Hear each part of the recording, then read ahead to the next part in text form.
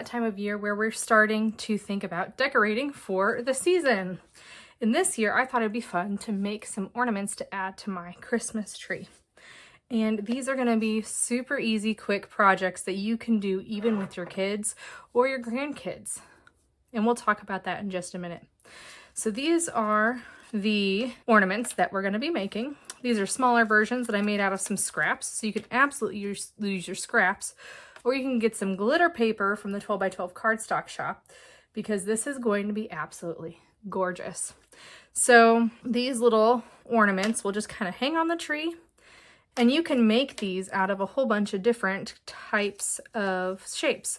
So this case, it was clouds. I was just kind of experimenting. I've seen people do stars.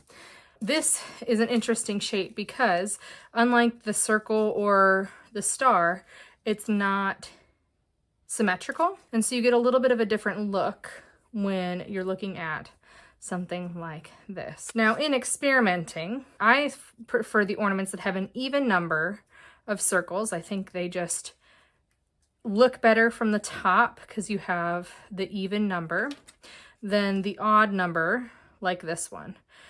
I feel like there's a spot missing right here because this is an odd number of circles. So that's something that you can talk about with whatever kid you're going to make these ornaments with. You can talk about what the difference between even and odd is. You can talk about why a circle is a unique shape. It has no sides. It doesn't have any points. You can also, if you do other shapes, for example, if you did a star like this, you could talk about how many points of the star, you can count them, that kind of thing. One question I would ask is, how can you tell when something is even versus odd? You can also talk about, this is a semicircle, and if you fold it again, it's a quarter of a circle. You can bring halves and wholes into that conversation. So just a super easy project. I have here 10 2.5-inch circles. That's something you can also do, is count out. There's 10, talk about how even, and taking one away would be odd. So I've got 10 circles here that I just folded in half. And these are the Red Wagon Miri Sparkle No Mess glitter paper. Now these are truly no mess. You don't get any glitter on your fingers or anything. And to note, this is paper and not cardstock, which is an important distinction when you're doing folding projects. Cardstock is going to be very hard to fold, while paper is going to look very beautiful when it's folded. So I'm going to use my art glitter glue. You're going to add a line of glue from the outside to the inside, cutting that half circle in half, that semicircle in half. And then you're going to take them and you're going to line them up so that they're even on all edges. This one I did not do a good job of lining up, and I can kind of tell. So just be aware. And I like to do this in batches. So I will go through and I will add a line of glue on each of the circles. That way it's got a little bit of extra time to dry, and it doesn't take as long to dry for this project. You can always experiment with the number of circles that you choose to use. I think 8 is a good number for this 1.5-inch circle. You could do more and it would be a little bit more round. I don't know that I would do any less than 8 with this project. Again, just lining it up, making sure that everything is on center and it's looking good. Just like that. So you can have the kids help punch out or die cut out these circles. You could use your Cricut or Silhouette electronic die cutting machine to get these. You can see already how much fuller this looks compared to this other one. And I've got a binder clip to hold it together while it dries. Now while it dries, you can go ahead and pick some string, which I have this here, and 9 inches of string. It's because it has to go around the branch of the tree. So I want to make sure there's enough room to go around the branch and not ruin this string.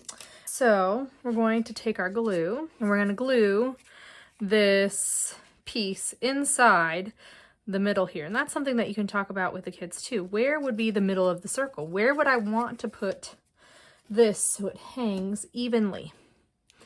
And they're gonna say the middle, but how do you tell where the middle is? Well, that's where all of those folds come into play. So I'm going to just add some glue kind of down the spine, if you will. Then I'm gonna attach my piece of string, and I'm gonna do that to both sides here. So then I can create a loop, and then I'm going to add my glue, just like we did with the others, with a straight line right down the middle. And then I'm gonna close the whole thing up. And voila, we have a cute little ornament. Isn't that just gorgeous with this glitter paper? So you can do this with a whole bunch of different types of paper. You can opt to use solid core paper so that you don't see this white line. I personally like the white line. I feel like it gives a little bit more Christmas vibe. Then I like to tie on the top just like this, and you may need to finagle your string a little bit here and there to give it a little bit of more of a finished look. And then a thing that you can have littles do is use a bead threader to thread your string. It's very good for their fine motor skills. And in this case, the circle on this bead is a little too thin, so I'm gonna need to find a different bead. Let's try this red one, and there you go. And then you can choose to do this two ways. You can either leave it open, and then when you put the branch in, you can snug it to the branch with that bead, or you can tie it off. And in my case, I'm going to tie it off because either I'm going to add this directly to the branch, or I'm going to add a hook to add it to my branch. But isn't that just adorable? I really like how this turned out. And this is a fun, easy project to do with anybody, any age. For more paper crafting tutorials, make sure to like, comment, and subscribe with the 12 by 12 cardstock shop.